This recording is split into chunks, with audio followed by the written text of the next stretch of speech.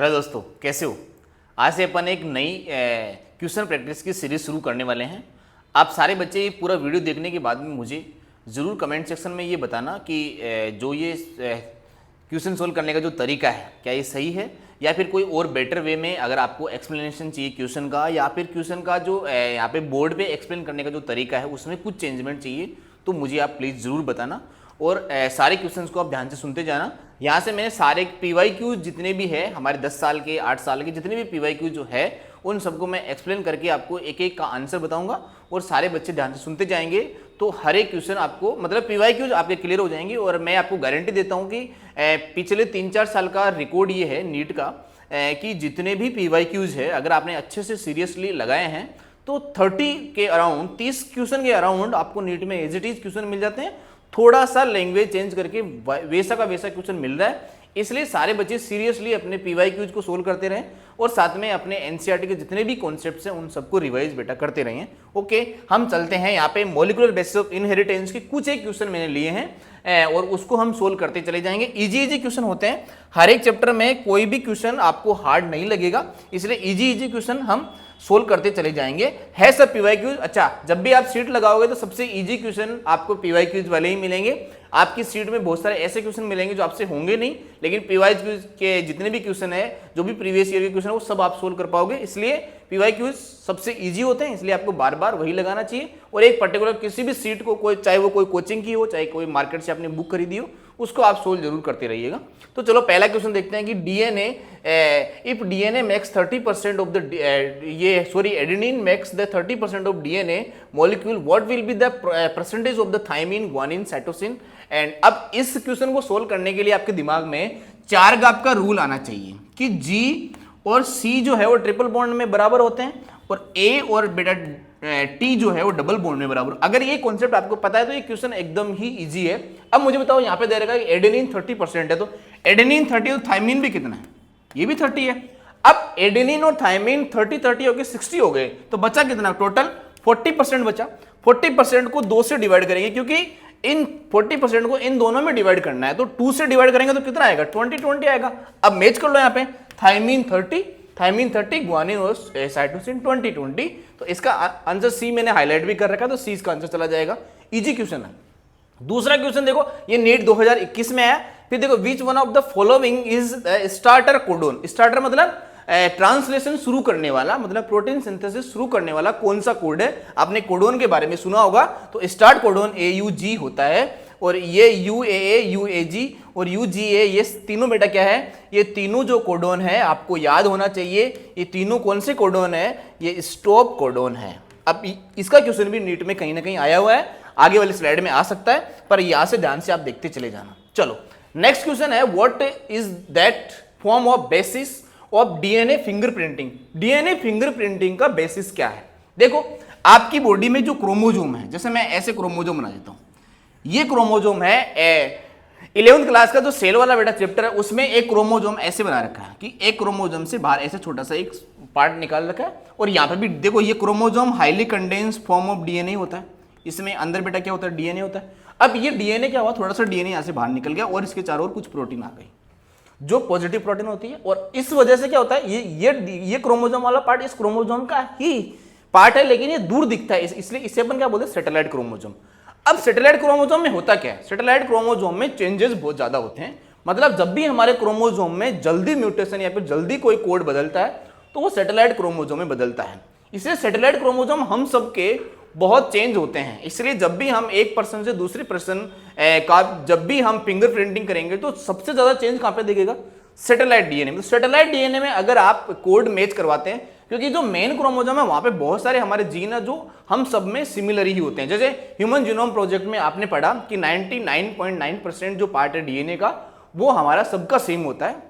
तो सैटेलाइट वाला पार्ट बहुत चेंज होता है। तो इसमें बेटा आप आंसर पढ़ोगे तो यहाँ पे देखो relatively proportion of purine and pyrimidine in DNA, relative difference in DNA, accuracy, blood, skin, saliva और यहाँ पे relative amount of DNA and rigid grooves of the fingerprinting। Last वाला क्वेश्चन है satellite DNA occurring as highly repeated short DNA fragment जिसे अपन VNTR sequence भी बोलते हैं, variable number tandem repeat, कि एक सैटेलाइट वाले पार्ट में बार बार जो कोड है वो रिपीट होते हैं, और मेरे सैटेलाइट क्रोमोसोम में, आपके सैटेलाइट क्रोमोसोम में कोड अलग अलग तरीके से अरेंज होते हैं। इसलिए डीएनए फिंगरप्रिंटिंग में अगर हम दोनों में से कोई भी क्रिमिनल है तो वो बार बार रिपीट हुए कोड को बार बार पढ़ के और हमें पकड़ लेगा। समझ में आ रही बात? तो इसका आंसर चला जाएगा सीधा सीधा डी।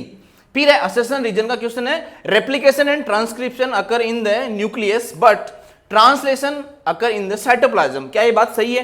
रेप्लिकेशन मतलब डीएनए डबल होना, उसके बाद में ट्रांसक्रिप्शन का मतलब है डीएनए से आरएनए बनना। ये दोनों प्रोसेस कहां पे होती है बेटा? ये दोनों प्रोसेस होती है न्यूक्लियस के अंदर, जो कि सही बात है। इसके बाद में बोलते हैं mRNA is the transferred form of nucleus into the cytoplasm where ribosome and amino acid are available for the protein synthesis. क्या ये बात भी सही है? हाँ, ये बात भी सही है। और ये बोल रहा है कि साइटोप्लाज्म में ये जो है डीएनए प्रोटीन सिंथेसिस हो रहा है, और ये दूसरी लाइन में यही बोल रहे हैं कि साइटोप्लाज्म में राइबोसोम और अमाइनो एसिड जो है वो प्रोटीन बना देते हैं। इसका मतलब इसका ये असर्शन भी सही है, रीजन भी सही है, और इसका एक करेक्ट एक्सप्लेनेशन भी है। इसका मतलब पहला ही आंसर बेटा इसका सही चला जाएगा। क्या आपको बातें समझ में आ रही है? Very good. उसके बाद में देखो आगे चलेंगे तो लेक ओपेरॉन में 3 जीन है। वहां पे जो एक आपने ऐसे वहां पे लेक ओपेरॉन में पढ़ा होगा कि यहाँ पे एक ऑपरेटर पार्ट होता है, फिर यहाँ पे स्ट्रक्चरल पार्ट होता है। इसमें ऐसे जीन लगी हो कि यहाँ पे यहाँ पे ऑपरेटर इसका, फिर यहाँ पे स्ट्रक्चरल जीन में ZYA ऐसे आपने कोड पढ़े होंगे, और यहाँ पे टर्मिनर होता है, यहाँ पे प्रमोटर होता है, यहाँ पे स्ट्रक्चरल जीन होता है, और यहाँ पे टर्मिनेटर होता है। तो यहाँ पे ये वाला बीटा गैलेक्टोसाइडेज के लिए कोड करता है, ये यहाँ पे परमीएज के लिए कोड करता है, और ये बेटा ट्रांस एसिटाइलेज के लिए कोड करता है। तो यहाँ पे बोल रहा है कि जेड को जो कोड करने वाला पार्ट कौन सा है? तो बीटा गैलेक्टोसाइडेज है। तो इसका आंसर क्या चला जाएगा? ए चला जाए। अगर ये वाई के लिए पूछता तो क्या क्या बताते अपन? परमीएज बताते। और ये ए के लिए पूछता तो क्या बताते हम? ट्रांस एसिटाइलेज बताते। समझ में आ रहा है? तो इसका आंसर आएगा ए। फिर है which one of the following pair of the codons is correctly match with their function और the signal for the particular amino acid. तो पर्टिकुलर अमाइनो एसिड के लिए कौन सा कोड फिक्स है? अब देखो यहाँ पे ये बोल रहा है कि AUG स्टार्ट कोडोन है, लेकिन ये वाला स्टार्ट कोडोन नहीं है। UAA UCA ये ल्यूसीन के लिए कोड करता है बेटा, नहीं ये यहाँ पे ल्यूसीन के लिए कोड करता है, लेकिन ये नहीं करता। ये यहाँ पे कहीं ना कहीं देखो UAG UGA और UAA ये स्टॉप कोडोन होता है, जो कि सही आंसर इसका चला जाएगा। तो 6th में क्या जाएगा बेटा? डी आंसर इसका चला जाएगा। क्या आपको बातें समझ में आ रही है? हाँ, अगर समझ में आ रही है तो नेक्स्ट स्लाइड आप जरूर देखिएगा। Choose the correct statement. Correct statement यहाँ से सिलेक्ट करना है। करेक्ट स्टेटमेंट में क्या सिलेक्ट करना है बेटा आपको? कि transcription and translation occur in same compartment of the prokaryotic cell. क्योंकि प्रोकैरियोटिक सेल तो खुद ही एक कंपार्टमेंट है, और कंपार्टमेंट में कंपार्टमेंट होता ही नहीं है, वहां पे सिंगल चेंबर होता है। यूकैरियोटिक सेल में चेंबर्ड कंडीशन होती है। तो यहाँ पे चेंबर में चेंबर आया, और चेंबर में चेंबर्ड कंडीशन में बेटा क्या होता है? चेंबर में कंडीशन में अभी अपन ने पिछला क्वेश्चन ये देखा कि यहाँ पे डीएनए से डीएनए बनता है, डीएनए से आरएनए बनता है, और बाहर साइटोप्लाज्म में क्या बनता है? प्रोटीन बनता है। तो यहाँ पे कंपार्टमेंटलाइजेशन होता है, लेकिन प्रोकैरियोटिक सेल में ऐसा नहीं होता। दोनों ही काम कहाँ पे हो रहे होते हैं? एक ही कंपार्टमेंट में हो रहे होते हैं। इसके बाद है monocistronic condition more than structural gene under single promoter. नहीं, ऐसा नहीं होता। यहाँ पे ये जो है प्रोकैरियोटिक सेल में मोनोसिस्टोनिक कंडीशन सिंगल प्रमोटर से कंट्रोल होती है, और इसके बाद में यहाँ पे intron exon both code protein synthesis. ऐसा भी नहीं होता है। प्रोकैरियोटिक सेल स्प्लाइसिंग टेलिंग नहीं, ये नहीं होता। ये सब यूकैरियोटिक सेल का फीचर है। इसका मतलब पहला ही इसका आंसर सही चला जाएगा, जो यहाँ पे ग्रीन कर रखा है। Which one of the following switch off lake operon. Switch off lake operon कौन है? देखो किसी भी जीन के आगे एक रेगुलेटरी पार्ट लगा होता है। यहाँ पे रेगुलेटरी जीन लगा हुआ है, और यहाँ पे बेटा कहीं ना कहीं स्ट्रक्चरल जीन वाला पार्ट लगा हुआ। मतलब ये यहाँ पे भी एक जीन लगा हुआ और यहाँ पे भी एक जीन लगा हुआ, 2 जीन लगे हुए। तो ये रेगुलेटरी जीन हमेशा इसको ऑन ऑफ करता रहेगा। तो रेगुलेटरी जीन ही यहाँ पे क्या करता है? इसको स्विच ऑन और स्विच ऑफ करता है। तो इसका आंसर बी चला जाएगा। क्या आपको बात समझ में आई? हाँ, बात समझ में आई तो नेक्स्ट वाला क्वेश्चन फिर देखते हैं। फिर से असर्शन और रीजन का क्वेश्चन है। DNA is associated with protein. DNA protein के साथ में जुड़ा होता है। चलो बहुत बढ़िया। उसके बाद में DNA binds around histone protein that form A pool and the entire structure is called nucleosome. ये बात भी सही है। देखो डीएनए प्रोटीन, आपने डीएनए की पैकेजिंग पढ़ी होगी, तो वहां पे डीएनए हिस्टोन प्रोटीन के साथ में फ्यूज होकर क्रोमोसोम में कन्वर्ट होता है। और ये बोलता है कि डीएनए हिस्टोन प्रोटीन के साथ में क्या क्या करता है, बाइंड अप होके क्या बना देता है, क्रोमोसोम बना, जिसे अपन न्यूक्लियोसोम बोलते हैं। न्यूक्लियो मतलब न्यूक्लिक एसिड एक स्ट्रक्चर बनाता है, एक बॉडी बनाता है, उसे अपन न्यूक्लियोसोम बोलते हैं। दोनों ही आंसर सही है, मतलब दोनों ही बात सही है और एक दूसरे का करेक्ट एक्सप्लेनेशन भी कर रहा है। देखो ऐसे बहुत सारे क्वेश्चन पहले एम्स में आते थे। अगर एम्स ने अपना एग्जाम दोबारा से करवाया तो ऐसे क्वेश्चन बहुत सारे भर भर के आएंगे। पिछले साल नीट में भी बहुत सारे क्वेश्चन आए थे, इसलिए ऐसे क्वेश्चंस के लिए आपको अच्छे से कॉन्सेप्ट की प्रैक्टिस करनी पड़ेगी, बार बार कॉन्सेप्ट को रिवाइज करना पड़ेगा। क्या बात समझ में आई? नेक्स्ट क्वेश्चन देखो बेटा, codon of glycine are, glycine के लिए कौन सा कोड है? आप ये जो कोडोन है, 3-4 कोडोन के बारे में एनसीईआरटी में लिखा हो तो आप डायरेक्टली याद कर लीजिएगा। इस क्वेश्चन का आंसर आपको डायरेक्टली याद ही कर लेना है। याद करने का मतलब इसको रिवाइज करना है कि ऐसा कोडोन ग्लाइसिन के लिए कोड होता है। इसका आंसर सी है। बाकी सभी 3-4 कोडोन लिखा, उन सबको आप रिवाइज जरूर कर लीजिएगा। इसके बाद में यहां पे आंसर क्वेश्चन है, gene that are involve in turning on और off the transcription of a set of structural gene are called operator gene. देखो ये बोल रहा है कि जीन जो है इन्वॉल्व है किसमें, मतलब स्विच ऑन करने में और ऑफ करने में। अभी रेगुलेटरी पार्ट के बारे में हमने पढ़ा कि ऑपरेटर वाला पार्ट जो होता है ना बेटा, ट्रांसलेशन में एक होता है यहाँ पे ऑपरेटर रीजन, मतलब प्रमोटर में ऑपरेटर होता है और यहाँ पे लास्ट में टर्मिनेटर रीजन होता है और बीच में स्ट्रक्चरल पार्ट होता है। तो ये ऑपरेटर रीजन जो है, ऑपरेटर में एक प्रमोटर होता है, मतलब इस वाले प्रमोटर रीजन में एक ऑपरेटर होता है। वो ऑपरेटर रीजन ही इस स्ट्रक्चरल जीन को आगे ट्रांसलेशन के लिए प्रमोट करता है। और अगर ये नहीं काम करेगा ऑपरेटर पार्ट, तो फिर ये स्ट्रक्चर जीन अपना एक्सप्रेशन नहीं दिखा पाएगा। इसका मतलब क्या होगा कि सेट ऑफ क्रोमोसोम जो है वो यहाँ पे टर्निंग ऑन और ऑफ कौन करता है, ऑपरेटर पार्ट इसको ऑन और ऑफ करता है। क्या बात समझ में आई? नेक्स्ट क्वेश्चन पढ़ो, nucleotide are building blocks of the nucleic acid. बिल्कुल सही बात है, न्यूक्लियोटाइड बिल्डिंग ब्लॉक्स होती है। Each nucleotide is a composite molecule formed by, कौन से मॉलिक्यूल से बना होता है, कौन, न्यूक्लियोटाइड। हम न्यूक्लियोटाइड चेन की बात नहीं कर रहे, हम सिर्फ न्यूक्लियोटाइड की बात कर रहे हैं। तो आपने पढ़ा होगा फॉस्फेट ग्रुप होता है उसमें बेटा, उसमें एक सुगर होता है। कौन सी सुगर होती है? अगर डीएनए की बात करें तो डीऑक्सीराइबोस शुगर, और आरएनए की बात करें तो राइबोस शुगर, और साथ में क्या लगा होता है, नाइट्रोजिनस बेस लगा होता है। ये आंसर कहां पे दिया हुआ है? ये आंसर दिया हुआ है यहाँ पे सी में। देखो यहाँ पे भी सेम ही आंसर है कि बेस लगा हुआ, शुगर लगा हुआ, फॉस्फेट ग्रुप लगा हुआ, लेकिन यहाँ पे एन लगा हुआ। तो ये तो डीएनए हो गया, ये बेटा डीएनए हो गया। ये यहाँ पे यूनिट नहीं हुई, ये डीएनए हो गया। क्या बात समझ में आई? नेक्स्ट क्वेश्चन हम देखेंगे यहाँ पे, in sea urchin DNA which is double standard 17%। देखो ये सब टाइम खराब करने की बात है, ये कुछ भी आपको याद नहीं रखना, चाहे प्रोकैरियोटिक सेल हो चाहे यूकैरियोटिक सेल हो। आपको यूकैरियोटिक सेल के केस में जब भी बात की जाए तो आपको डबल स्टैंडर्ड डीएनए की बात कराएगा। और अब बोला 17% क्या है, 17% base are shown in the cytosine, मतलब 17% कौन है, साइटोसिन। तो बोला है the percentage of the other 3 bases, मतलब अब साइटोसिन दे दिया है तो किस किस के बारे में पूछ रहा है, गुआनोसिन के बारे में, सॉरी यहाँ से इसके बारे में पूछ रहा है, फिर एडेनिन के बारे में पूछ रहा है, फिर थाइमिन के बारे में पूछ रहा है, और यहाँ पे ये ग्वानिन के बारे में पूछ रहा है। तो ग्वानिन और साइटोसिन, तो अब मुझे बताओ 17% है क्या, साइटोसिन। तो 7 ये सी ट्रिपल बॉन्ड जी के साथ में तो बनाता है, तो 17% ये हो गया। और इसके बाद में 17 और 17 कितना हो गया, 34। तो 100 में से कितना बचा, 100 में से बेटा यहाँ पे बच गया 66/2, मतलब ए और टी कितना हो जाएगा, 33। तो आंसर मैच करके देख लो। ये बहुत सिंपल क्वेश्चन है और बार बार रिपीटेड है और हर बार ये एग्जाम में पूछा जाता है। अब इसका नेक्स्ट क्वेश्चन देखो, arrange them the basic in increasing size. अब साइज में आपको बढ़ता हुआ क्रम बता देना है। ये तो बहुत ही इजी क्वेश्चन है, इससे इजी क्वेश्चन शायद नहीं है कोई भी।